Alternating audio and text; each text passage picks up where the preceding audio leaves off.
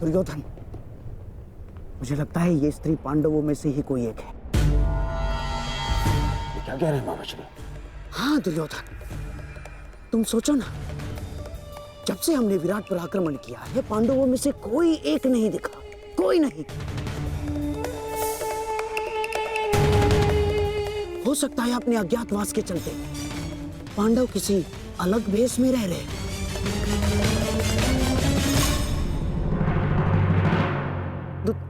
दुर्योधन, मुझे पूर्ण विश्वास है कि ये पांडवों में से ही कोई एक है।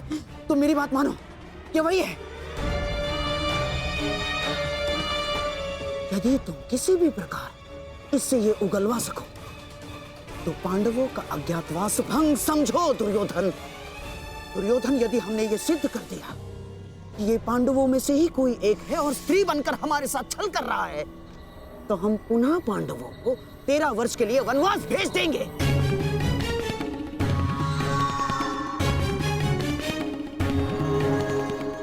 मैं आपकी योजना समझ गया मामाश्री। हाँ, मैं तुमसे अंतिम बार पूछता हूं, क्या तुम मेरी सेना से युद्ध करने के लिए तत्पर हो? रथ पर बैठकर धनुष हाथ में लेकर निश्चित रूप से संधि तो नहीं करने आई मैं हस्तिनापुर से।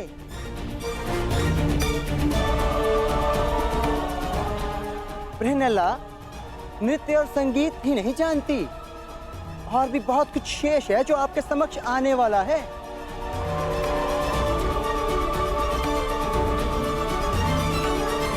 देवी, हम पहले ही बता चुके हैं, हम यहाँ युद्ध के लिए नहीं, केवल पांडवों के लिए आए हैं।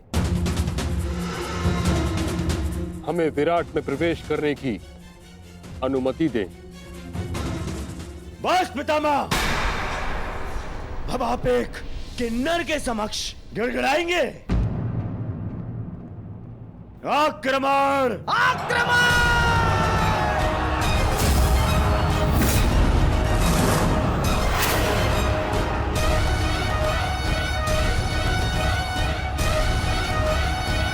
मैं अंतिम चेतावनी देती हूँ, विराट नगर की सीमा से दूर चले जाओ, अन्यथा मुझे अस्त्र चलाने होंगे।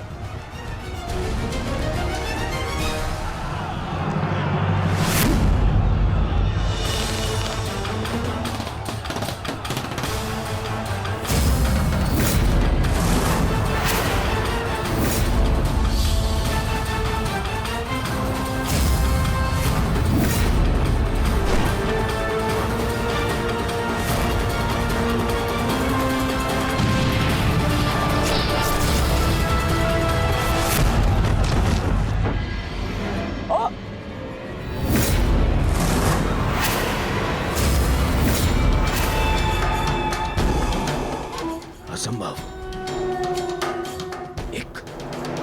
एक स्त्री ऐसा नहीं कर सकती, और ऐसा धनुर कौशल अब एक बाण से मेरे सैकड़ों सैनिकों का वध कर दिया। वध नहीं किया युवराज, इन्हें केवल निष्क्रिय किया है। एक ही बाण से इतने सैनिकों पर ऐसा प्रहार करना कि उनके प्राण न जाएं, यह केवल गहन साधना और वर्षों के परिश्रम से ही संभव है।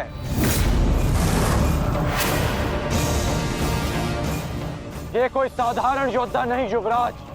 तो तुम भी वही सोच रहे हो जो मैं सोच रहा हूं?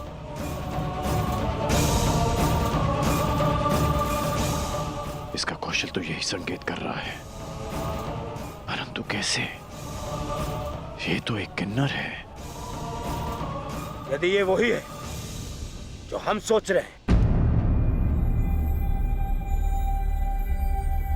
तो मेरा मंतव्य और तुम्हारा लक्ष्य आज एक साथ पूर्ण होंगे। बहुत गर्व है ना अपनी सैन्य शक्ति पर दुर्योधन, परंतु इन निर्दोष सैनिकों के प्राण क्यों गंवा रहे हो?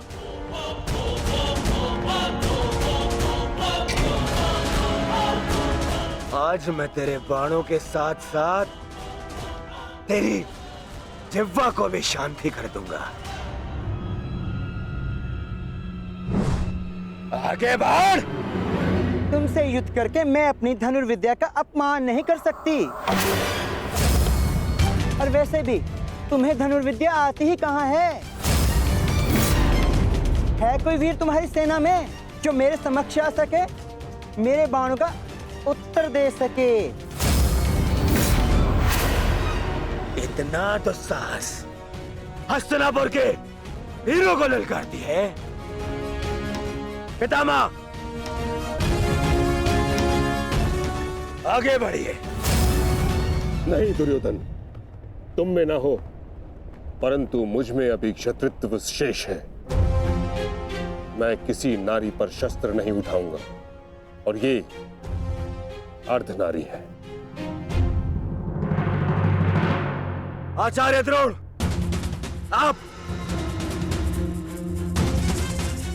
आप इस किन्नर को इसकी भूल का आभास कराइए। आप आगे बढ़िए। चलो सारथी।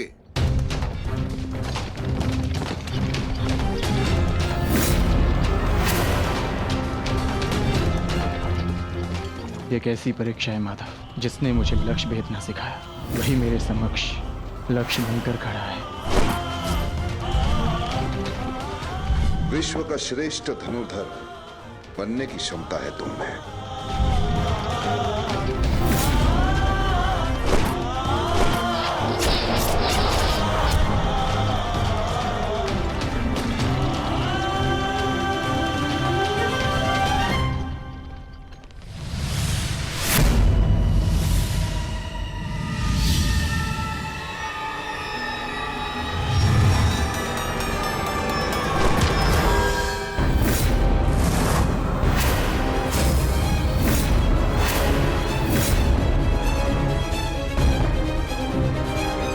मुझे प्रणाम करने वाला ये किन्नर कहीं मेरा शिष्य अर्जुन तो नहीं?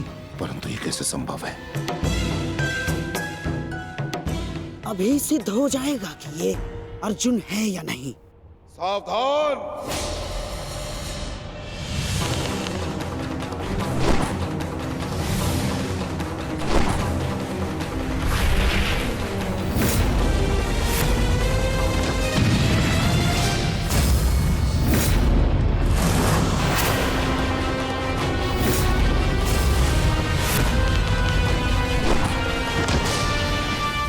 आचार्य,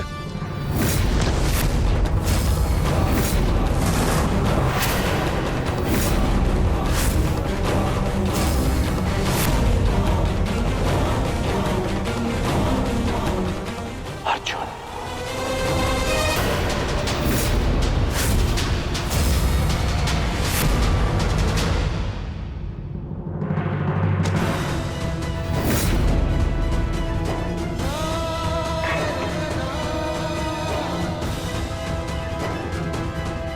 सारथी, आचार्य का रथ लौटा लो।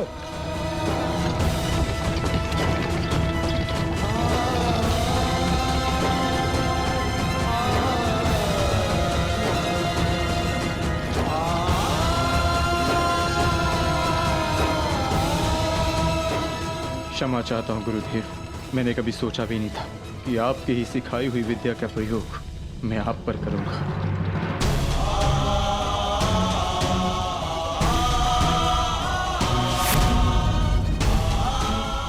अर्जुन, तुम ऐसी मूर्खता क्यों कर रहे हो?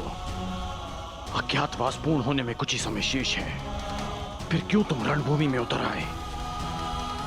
मैं माता कुंती को दिया वचन नहीं टूटने दे सकता।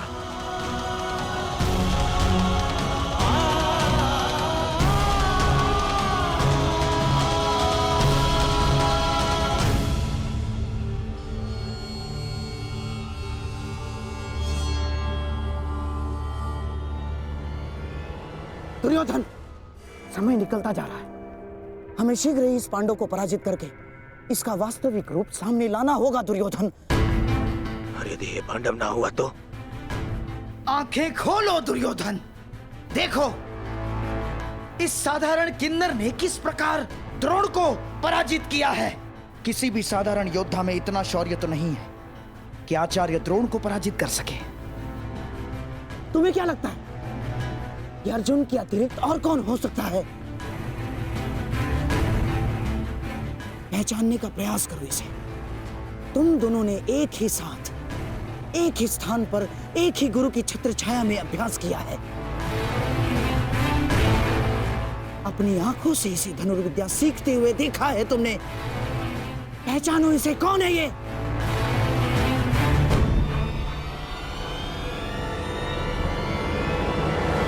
अर्जुन।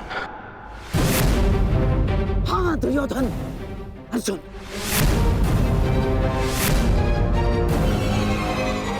अब तुम्हें कैसे भी करके इसका वास्तविक रूप पितामह के सामने लाना है, और उसके लिए तुम्हारे पास केवल एक अस्त्र उपाय है।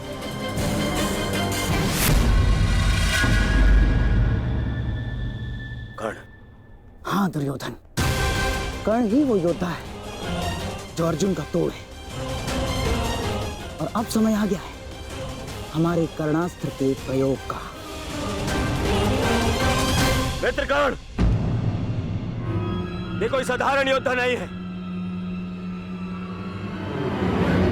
मैं चाहता हूं कि तुम इसका गर्व भंग करो।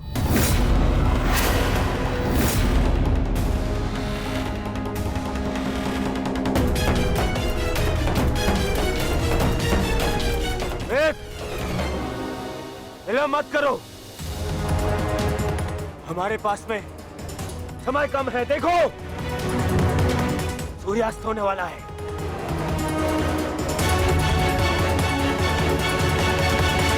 यदि एक मित्र का निवेदन स्वीकार नहीं है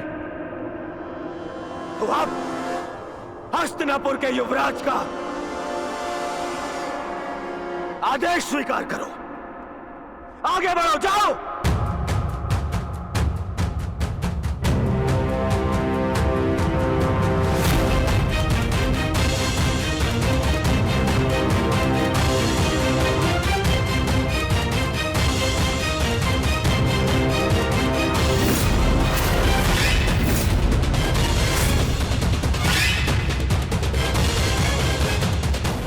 अब आएगा युद्ध का आनंद। आज पूर्ण होगा वो अधूरा द्वंद्व।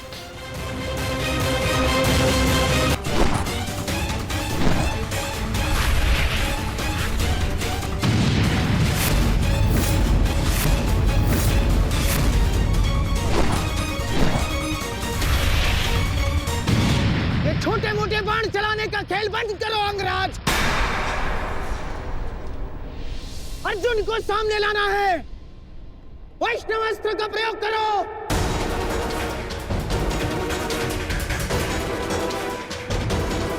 मैं वैष्णवास्त्र प्रयोग नहीं कर सकता। समझते क्यों नहीं हो अंगराज? इस धरती पर केवल एक ही महायोद्धा है जिसके पास पशुपतास्त्र है, और वो है अर्जुन। और यदि इसने पशुपतास्त्र का आह्वान किया तो इसका अज्ञातवास तो भंग हो जाएगा, और पशुपतास्त्र तभी सामने आएगा अंगराज जब उसके समक्ष महाशक्तिशाली वैष्णवास्त्र का प्रयोग होगा।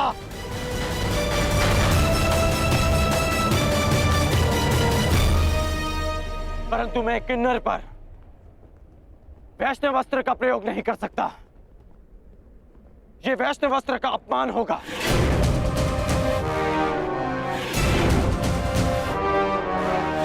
और वैसे भी यह अस्त्र बहुत शक्तिशाली है। तो हमारे सामने खड़ा योद्धा कौन सा कम है अंगराज?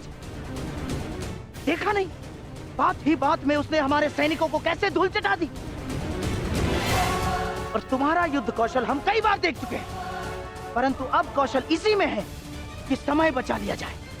समझे तुम? मैं मामा श्री की बात से सहमत हूं कर्ण। वैष्णवास्त्र का प्रयोग करो कर्ण, बंद करो इसका।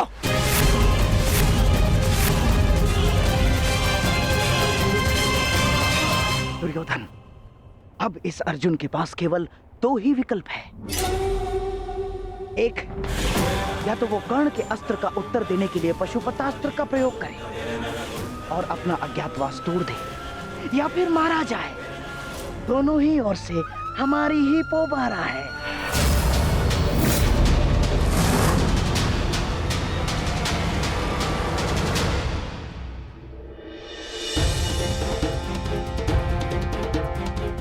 बस कुछ क्षण और, सूर्यास्त होने के साथ साथ यह अज्ञातवास दियास हो जाएगा। बस एक ही भय, लला के अर्जुन होने का भेद ना खुल जाए। ज्येष्ठ, विराटनगर अब सुशर्मा से सुरक्षित है। हम अपना कर्तव्य पूर्ण कर चुके हैं। हमें शीघ्र ही अर्जुन की सहायता के लिए रणभूमि में जाना चाहिए। नहीं भी, लला के रूप में वो भले ही अर्जुन को ना पहचान पाए। यदि हम पांचों एक साथ गए तो अज्ञातवास निश्चित रूप में भंग हो जाएगा। तो क्या हम अनुज अर्जुन को निस्सहाय छोड़ दें? आर्य अर्जुन निस्सहाय नहीं है आर्य भीम, वो तो पशुपातास्त्रधारी है और अभी तक उनकी ओर से कोई सूचना भी नहीं आई। इसका अर्थ तो यही है कि इन्होंने कौरवों को अभी तक उलझा के रखा है। मेरा अनुज अर्जुन वीर है, परंतु वो अकेला आचार्य द्रोण, पितामह भीष्म और कर्ण के बल का सामना कैसे करेगा? वहां शकुनी का छल भी होगा। संशय में मत रहिए ज्येष्ठ, अर्जुन को हमारी आवश्यकता है।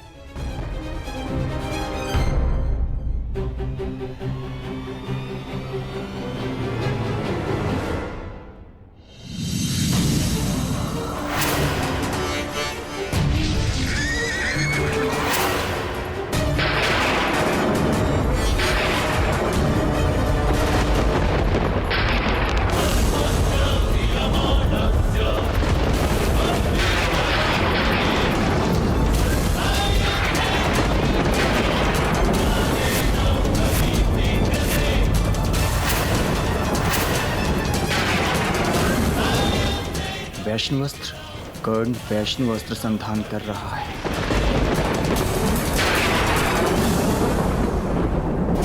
ये पशुपतास्त्र हर दिव्यास्त्र का उत्तर है अर्जुन। वैष्णवास्त्र हो या ब्रह्मास्त्र, पशुपतास्त्र सबको निस्तेज कर देगा।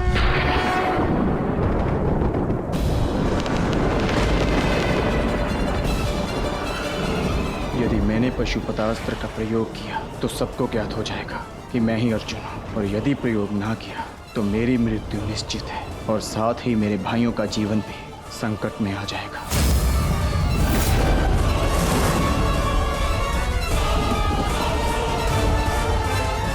12 वर्ष का वनवास और सही, परंतु मैं अपने भाइयों और पांचाली को निर्बल नहीं होने दूंगा।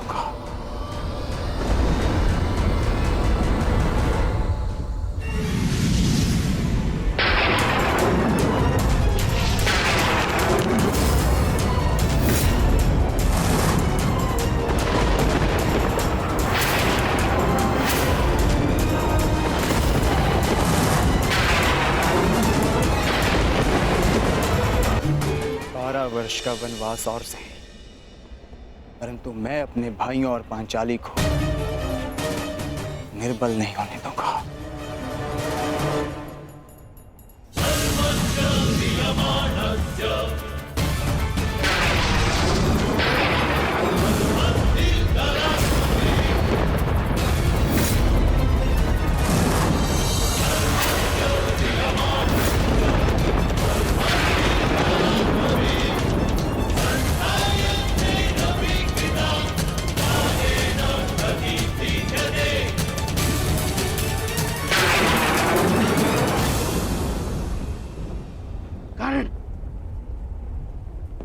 मित्र युवराज दुर्योधन को दिया वचन स्मरण करो।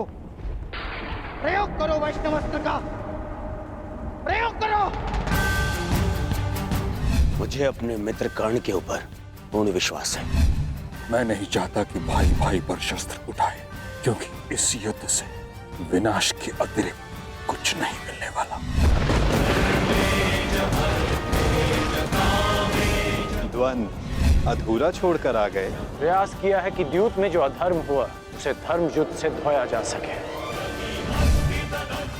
परंतु एक वचन भी है कि आपके पुत्र 1 वर्ष का अज्ञातवास अवश्य पूर्ण करेंगे। कर्ण को अपना हर वचन स्मरण है। मैंने युवराज दुर्योधन के लिए शस्त्र उठाने का वचन दिया है। युद्ध तो मैं अवश्य करूंगा, परंतु मैंने एक और वचन दिया है कि आपके पुत्र अज्ञातवास पूरा करेंगे, और ये वचन भी मैं अवश्य पूरा करूंगा।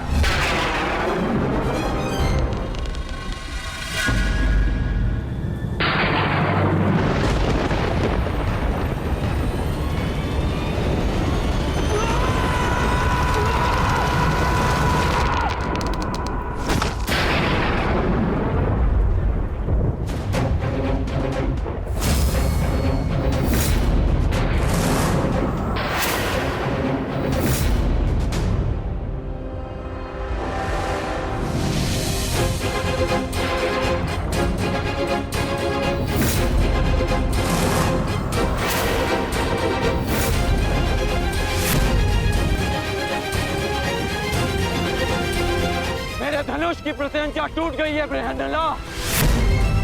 पता नहीं कौन सी शक्ति है जो तुम्हारी सुरक्षा कर रही है, परंतु ये राधेकर्ण उस शक्ति के समक्ष अपनी पराजय स्वीकार करता है।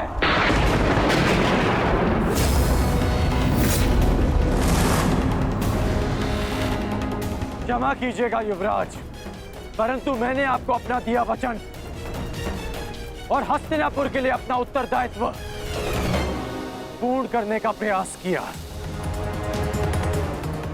परंतु प्रारब्ध ने मेरा साथ नहीं दिया।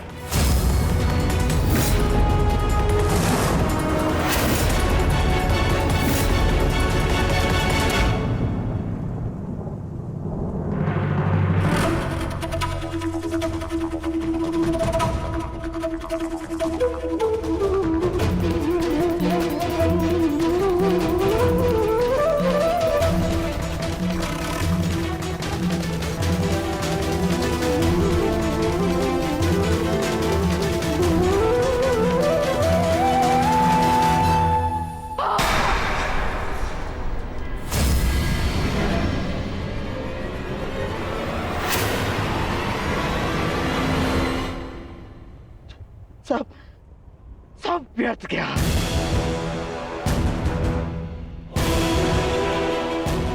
इतना परिश्रम, इतनी योजना, सब व्यर्थ गया। सब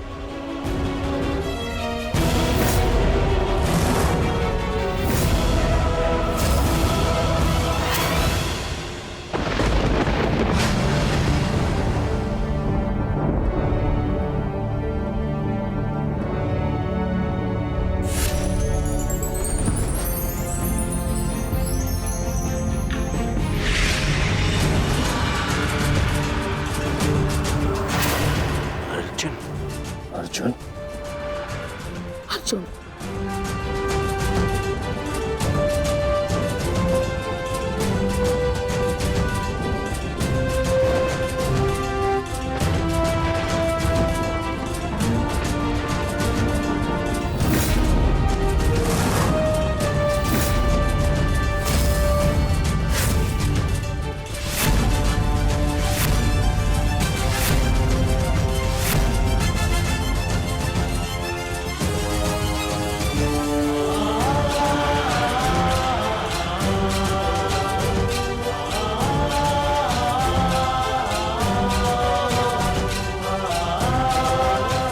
अज्ञातवास पूर्ण हुआ ज्येष्ठ।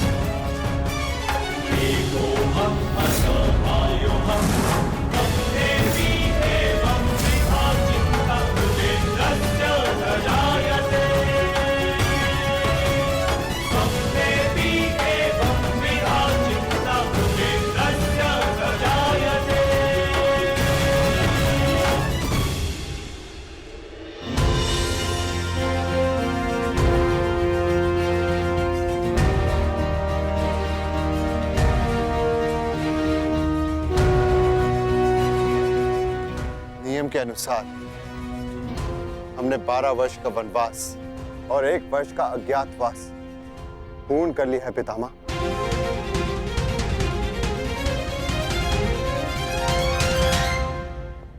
आपसे ये आशा नहीं थी धर्मराज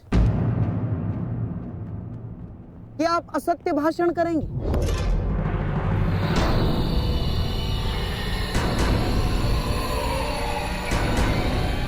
कैसा असत्य? ज्येष्ठ भ्राता श्री ठीक कह रहे हैं, हमारा अज्ञातवास पूर्ण हो चुका है। नहीं प्रिय अर्जुन, सभी नियमों का पालन नहीं हुआ है।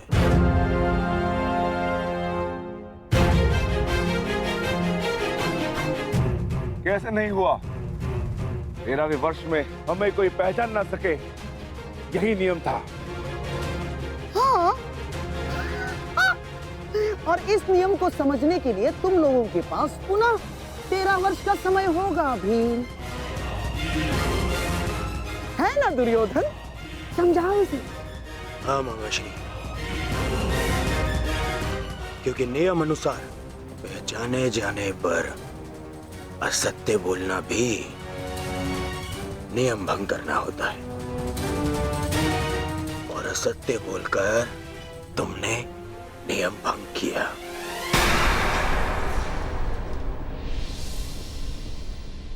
क्या सत्य कहा हमने? अपने अनुज से पूछो युधिष्ठिर। क्यों अर्जुन, जब मैंने तुमसे तुम्हारा परिचय पूछा तो क्या कहा था तुमने? बृहनिल्ला, बृहनिल्ला नाम है मेरा। आचार्य द्रोण पितामह भीष्म के समक्ष, पूरी कौरव सेना के समक्ष अर्जुन ने असत्य कहा था। अपना नाम बृहनला बताया था, अपने आप को किन्नर बताया था।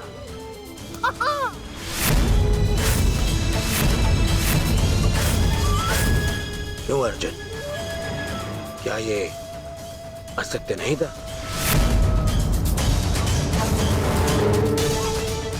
आपने भी तो सुना था पितामह। बोलिए पितामह, अर्जुन ने ऐसा नहीं कहा था? हाँ, अर्जुन ने असत्य कहा था।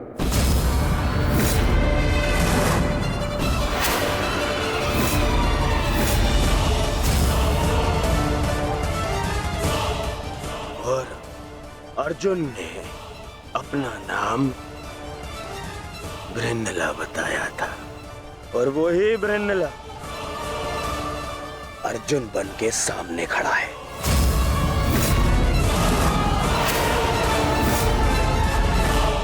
अर्थात अज्ञातवास भंग माना जाता है।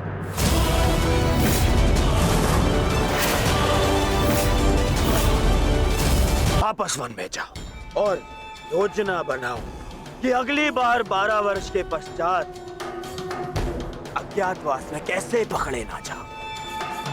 हैं? जाओ। जाओ जाओ जाओ। नहीं दुर्योधन, अज्ञातवास भंग नहीं हुआ है दुर्योधन। मैंने कोई असत्य नहीं बोला और ना ही मैंने कोई नियम भंग किया है। जो तुम्हारे समक्ष खड़ा है वो अर्जुन है, पुरुष है, परंतु जिससे तुम्हारी सेना युद्ध कर रही थी वो बृहनला थी, एक किन्नर। देव अप्सरा देवी उर्वशी ने मुझे शाप दिया था, इसलिए 1 वर्ष तक मुझे किन्नर बनकर रहना पड़ा। परंतु आज सूर्यास्त के पश्चात वो शाप पूर्ण हुआ। अब मुझे अपना वास्तविक रूप प्राप्त हुआ। अब आप बताइए पितामह, क्या मैंने असत्य कहा? क्या अज्ञातवास भंग हुआ? नहीं अर्जुन, तुमने कोई असत्य नहीं कहा और ना ही तुम्हारा अज्ञातवास भंग हुआ है।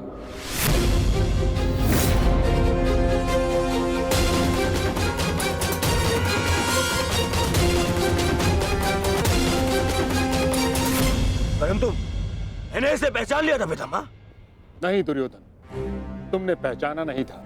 तुम्हें आभास हुआ था कि ऐसा बाण केवल अर्जुन चला सकता है। यदि तुम्हें विश्वास होता तो तुम अंगराज से वैष्णवास्त्र का संधान करने को नहीं कहते। इसलिए मौन रहो। मैं ये घोषणा करता हूं कि पांडवों का अज्ञातवास सफलतापूर्वक पूर्ण हुआ।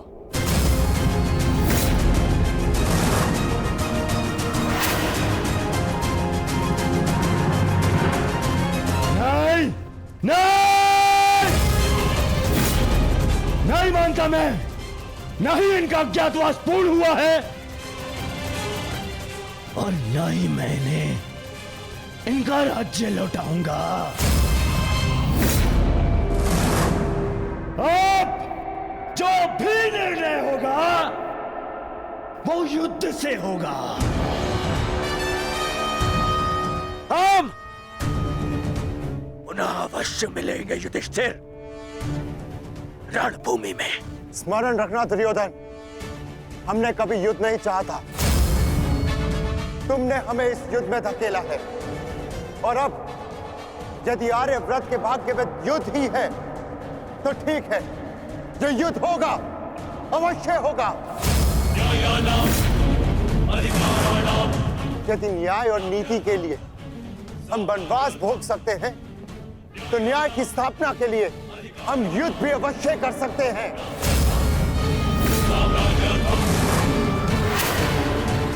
उचित कहा तुमने धर्मराज।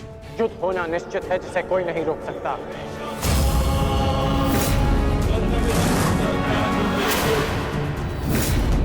अज्ञातवास पूर्ण होने का सुख कुछ ही दिनों तक रहेगा धर्मराज। हमने बिन 13 वर्षों को यूं ही नहीं काटा है कर्ण। जानता हूं, परंतु आप ये नहीं जानते कि इन 13 वर्षों के समाप्त होने की प्रतीक्षा आपसे अधिक मैंने की है। हर पल मैंने युद्ध की तैयारी की है धर्मराज।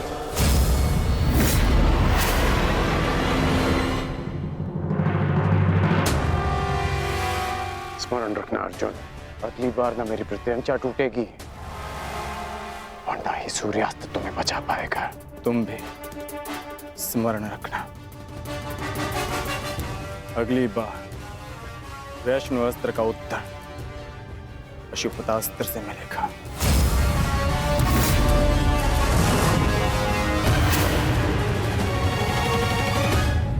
समझ में नहीं आता युधिष्ठिर, मैं किन शब्दों में आपका धन्यवाद करूं। आप पांचों ने ना केवल मेरी, मेरे परिवार की, अपितु मेरी प्रजा की भी रक्षा की है। आभार की आवश्यकता नहीं है महाराज, क्योंकि हम स्वयं आपके उपकारों के तले दबे हैं। यदि विराट नगर ने हमें शरण न दी होती तो हम फिर से 12 वर्ष का वनवास भोग रहे होते। सम्राट, समझ नहीं आता कि आपका ये ऋण कैसे चुकाऊंगा मैं। जीवन भर भी आपके चरणों में सेवा करूं, ये ऋण नहीं उतार पाऊंगा मैं। ऋण उतारने के लिए चरणों पर गिरने की आवश्यकता नहीं है विराट राज।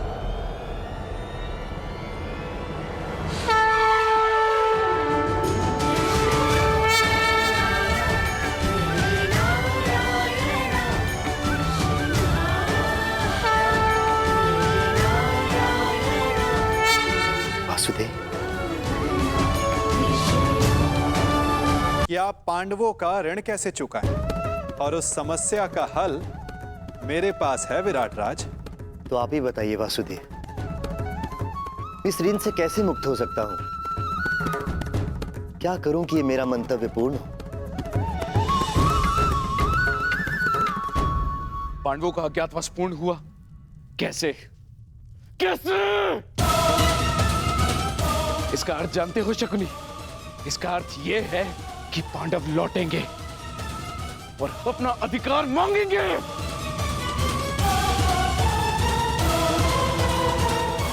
उनके मांगने से क्या होता है पिताश्री? मैं उन्हें अवसर नहीं दूंगा, कुछ नहीं मिलेगा उन्हें पिताश्री। मौन!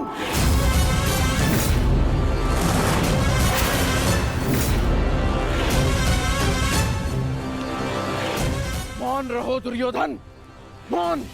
हर बार राज्यसभा में बड़ी बड़ी बातें करते हो, वचन देते हो और हर बार मुंह की खाकर लौटते हो तुम। हस्तिनापुर से सेना ले जाते समय क्या कहा था तुमने? कि पांडवों का अज्ञातवास भंग करके लौटूंगा। और इस समय तुम मेरे समक्ष क्या सूचना लेकर आए हो? कि अकेले अर्जुन ने समस्त कुरु सेना को निरस्त्र कर दिया। एक ही स्वप्न देखा है ना तुमने, सम्राट बनने का। अरे अगर एक अर्जुन को ना संभाल सके तुम, तो ये हस्तिनापुर का साम्राज्य क्या संभालोगे?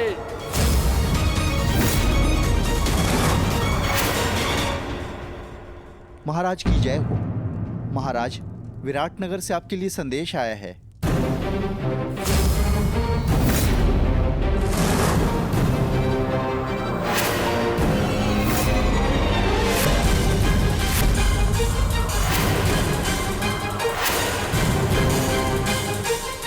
कृष्ण, विराटनगर से क्या संदेश आ सकता है?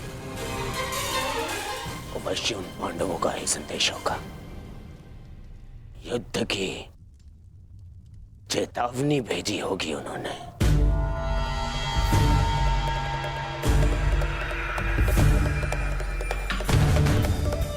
संदेशा पढ़ो शकुनी।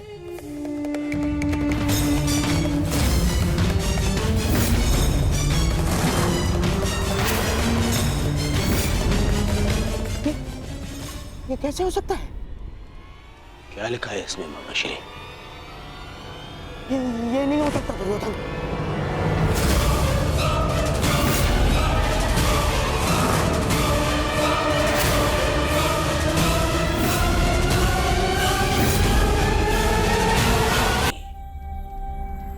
विवाह का निमंत्रण आया है। विवाह? किसका विवाह? विराट कुमारी उत्तरा का। किसके साथ? उससे जिसमें साहस के साथ बुद्धि भी।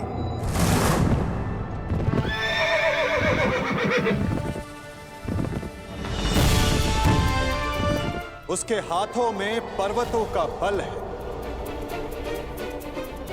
जिसकी गति में पवन सा वेग है।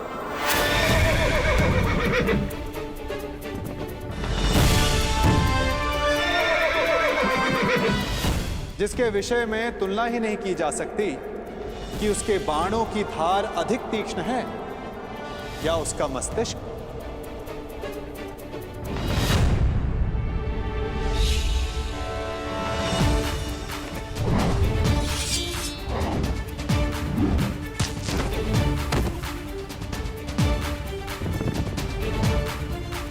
जो नर है, परंतु उसमें सिंह सी शक्ति, जिसे शत्रुओं को देखने के लिए नेत्रों की आवश्यकता नहीं।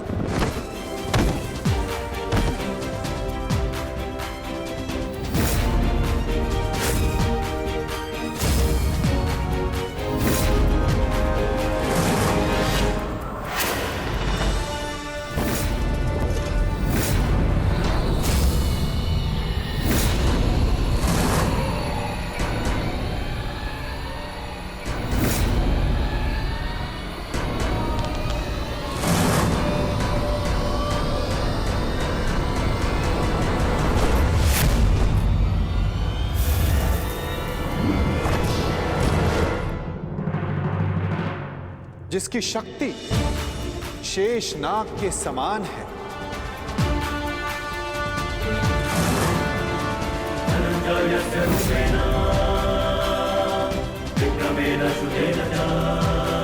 जिसके कौशल के समक्ष बड़े से बड़ा योद्धा झुक जाता है।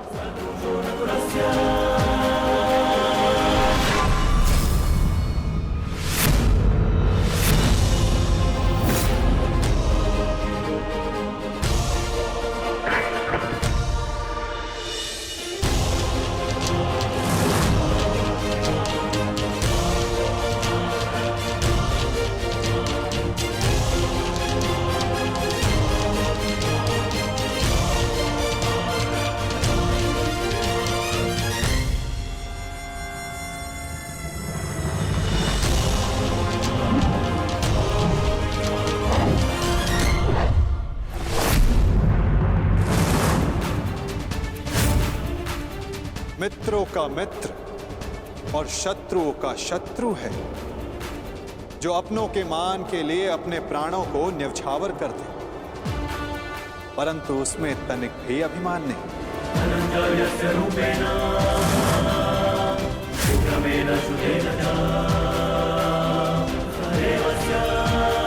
वो जिसे दाऊ और मैंने स्वयं शिक्षा दी, जो कुरुकुल का सूर्य, वो है सुभद्रा और अर्जुन का पुत्र अभिमन्यु।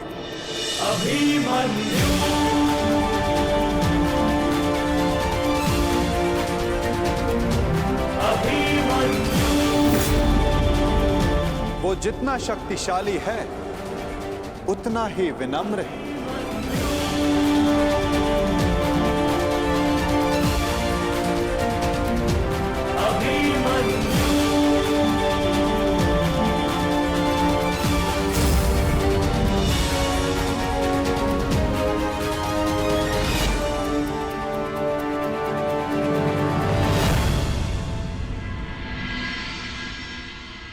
हे ईश्वर, इतना बड़ा सौभाग्य, महान धनुर्धर अर्जुन के पुत्र अभिमन्यु का विवाह मेरी पुत्री उत्तरा से।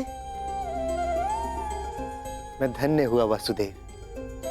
स्वप्न में भी नहीं सोचा था कि मैं महाशक्तिशाली पांडवों का समधी बनूंगा। आज मुझसे अधिक कोई सौभाग्यशाली नहीं। भाग्यशाली तो मैं हूं विराटराज। उत्तरा मेरी शिष्य रह चुकी, इतनी कुशल, प्रतिभावान, पुत्र वधु पाकर मेरा भाग्य उदित हो गया। परंतु आप लोग अभी अभिमन्यु से मिले नहीं और मैं चाहता हूं कि उत्तरा के साथ आप भी मिल लें और उसके पश्चात निर्णय लें कि अभिमन्यु उत्तरा के योग्य है या नहीं। अभिमन्यु आपका पुत्र है और जिसके शिक्षक स्वयं वासुदेव हो तो उसकी योग्यता पर संदेह करना भी पाप है। हम उत्तरा का संबंध अभिमन्यु के साथ करने को प्रस्तुत हैं।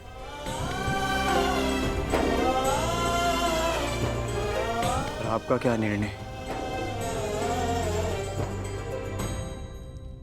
बधाई हो विराटराज, अब आप पांडवों के समधी हुए।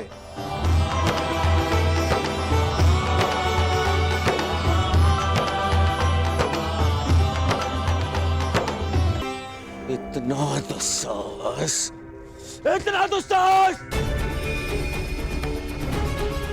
पहले आओ दिया और अब उसमें नमक छिड़क रहे हैं। हम यहाँ युद्ध का आह्वान कर रहे हैं और वो ये विवाह का निमंत्रण भेज रहे हैं।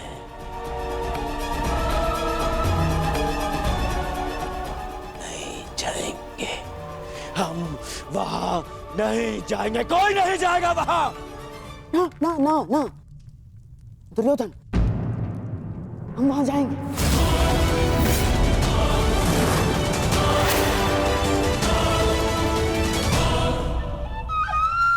महाराज, मेरा मत है कि हमें वहां जाना चाहिए। युद्ध और संधि अपने स्थान पर है और संबंध अपने स्थान पर है महाराज। कुरुवंश के अगली पीढ़ी का पहला विवाह है ये और हमें निमंत्रण भी आया है। हमें जाना चाहिए महाराज। हाँ?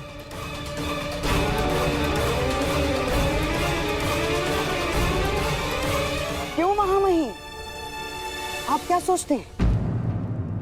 आपके प्रिय अर्जुन के पुत्र अभिमन्यु का विवाह है, हमें उसे आशीर्वाद देने नहीं जाना चाहिए? जाना चाहिए महामहिम। है?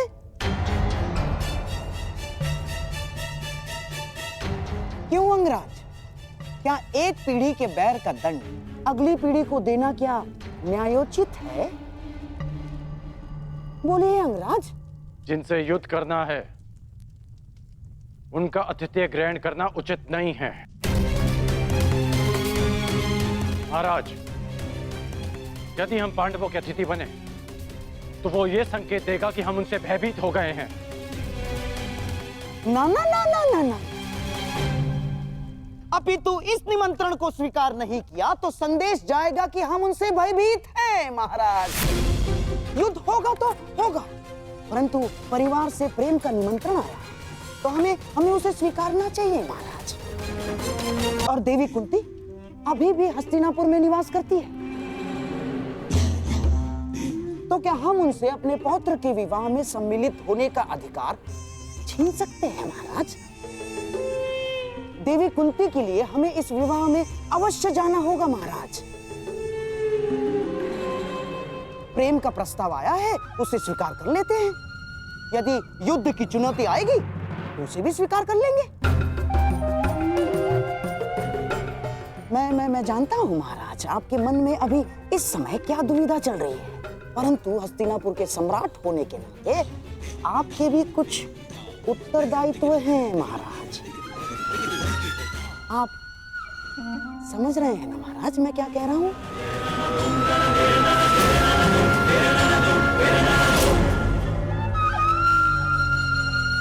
तो ठीक है, हम इस विवाह में अवश्य जाएंगे।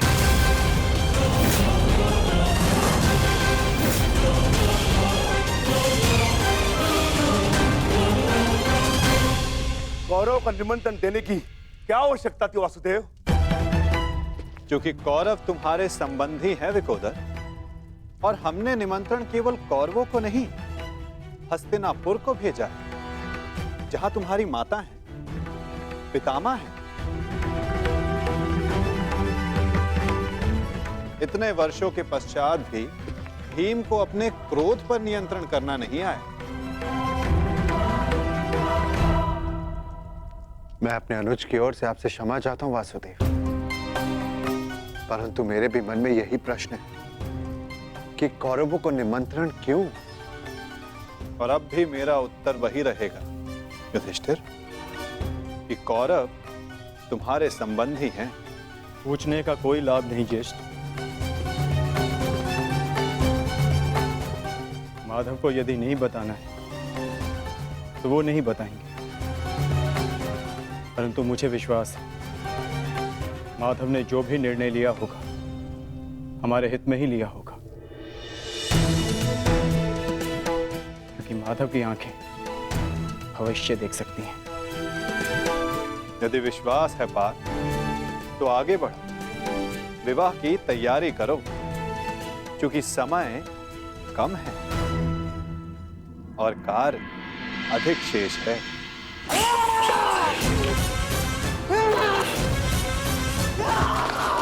मामा जी,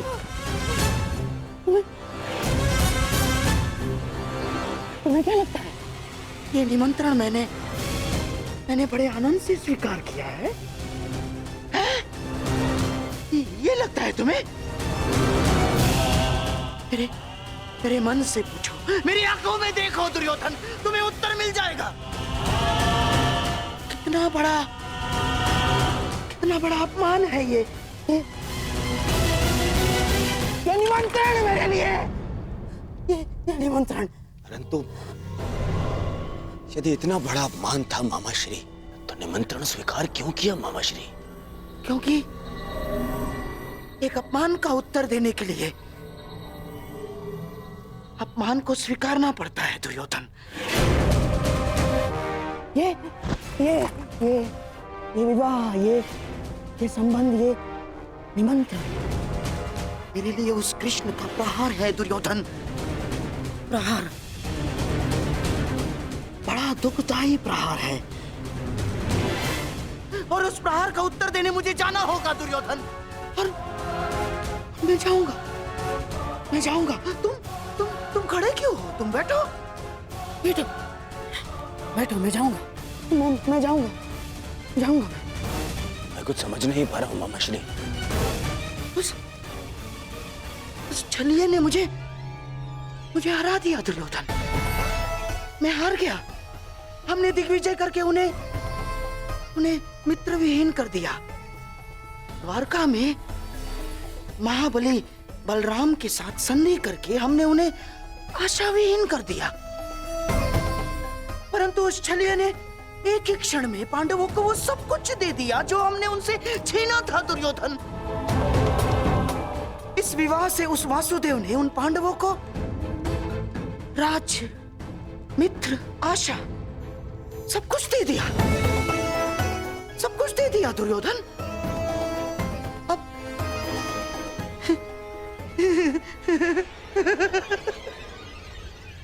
अब तुम्हारे समझ में आया कि उस छलिए ने हमारे साथ कैसा छल किया है।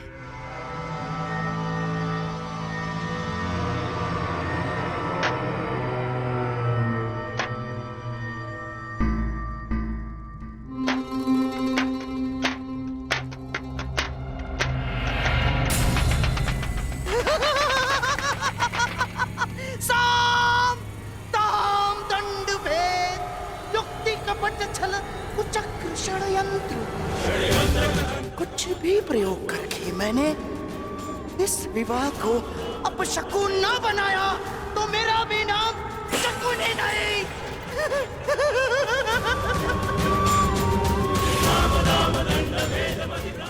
मेरी प्रतिज्ञा है, प्रतिज्ञा है मेरी। पांडवों का सबसे बड़ा सहारा हार जाएंगे वो।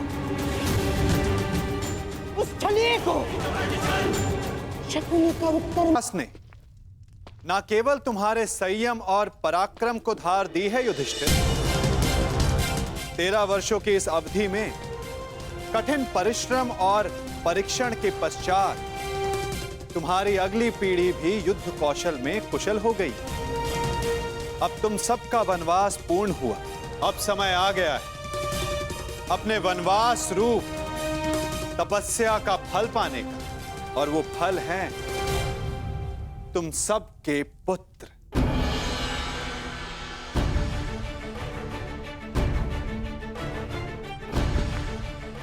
सर्वप्रथम प्रस्तुत है युधिष्ठिर पुत्र प्रतिविंध्य।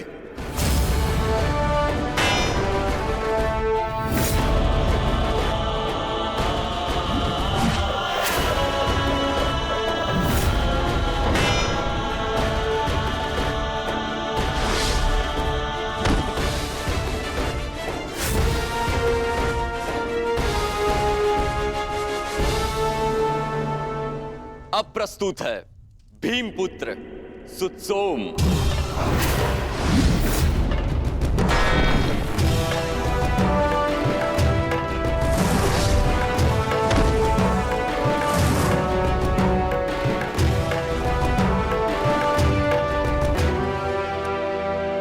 अगला शूर है गांडीवधारी अर्जुन का सुपुत्र शुद्धकर्म।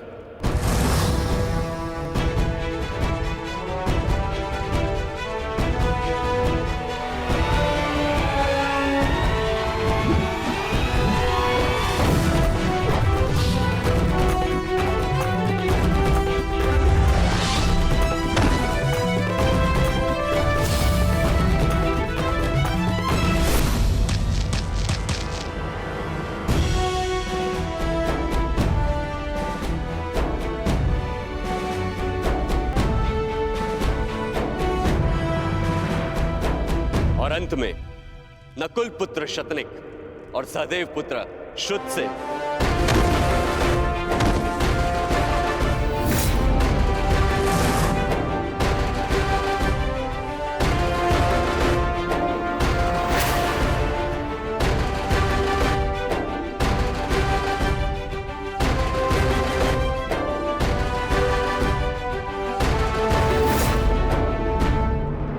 और अब प्रस्तुत होने जा रहा है वो योद्धा जिसने युधिष्ठिर का धर्म भी सीखा है, जिसमें भीम जैसा बल भी है, नकुल की एकाग्रता और सहदेव की चपलता, और धनुर्विद्या में अर्जुन जैसी निपुणता। वो है अर्जुन पुत्र महायोद्धा अभिमन्यु। कृष्णे गुणार्जुता पांडवेषु च ये गुणा अभिमन्यु कुटिलेकस्था अभिमन्यु